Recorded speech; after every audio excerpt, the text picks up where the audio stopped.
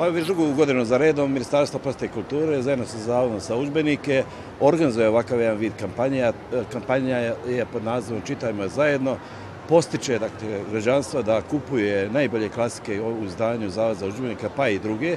I samim tim postičemo da svaka kupljena knjiga koja se u 20 maloprodajnih objekata kupi u Zavodu za udžbenike, ministarstvo isti taj broj naslova poklanja bibliotekama u Republici Srpskoj i to prvenstveno u manjim mjestima, tačnije u ruralnim prostorima.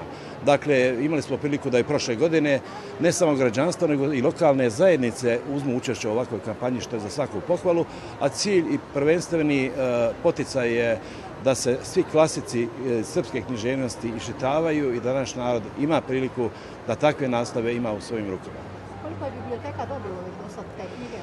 Pa ne možemo sad sa sigurnošću da kažemo, ministarstvo prati takvu jednu akciju, ali mi možemo reći da smo i tekako zadovoljni u prošloj godini i nadamo se da će ove godine ta kampanja imati još veći odjek i značaj kad je u pitanju ovakav vid širenja srpske književne misli.